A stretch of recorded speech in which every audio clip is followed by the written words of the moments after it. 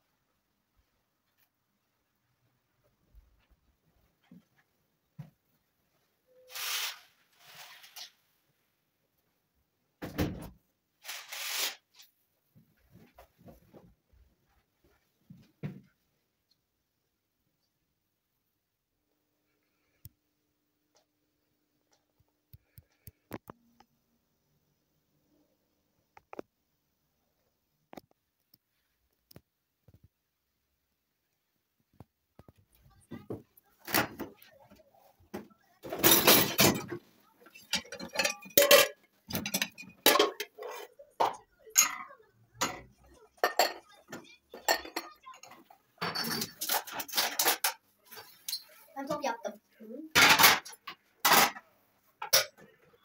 Acı mı? Hayır. Acı.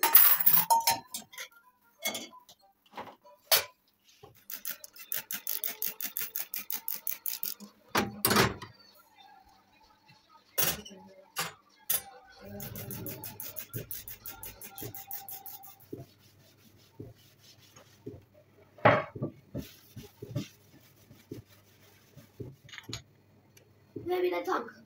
Onların ikisini indirdim. Eğer like atarsanız oyundan indiririm. Biliyor musun çekin anne? Ha?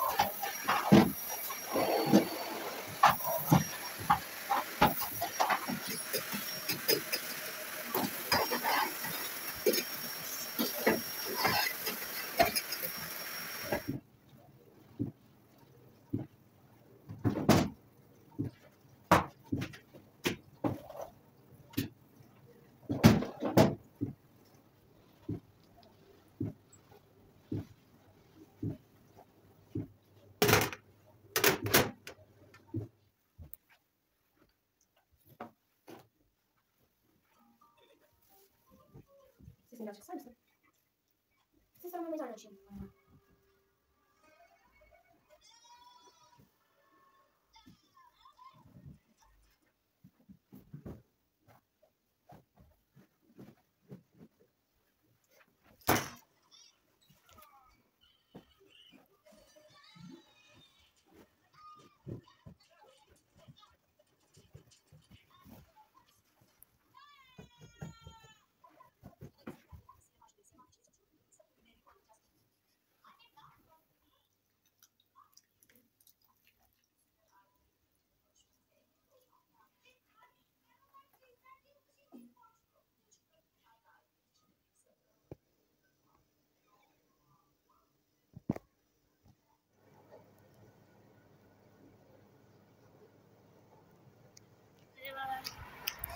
Evet arkadaşlar, çıktık biz. Pazara gidiyoruz şimdi oğlumla. Sonra alışverişe gideceğiz.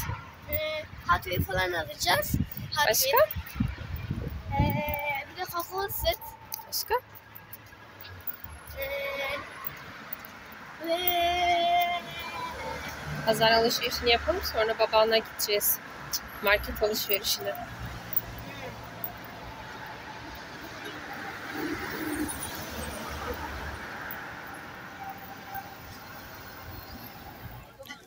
merhaba. Biz şimdi buraya çıkacağız.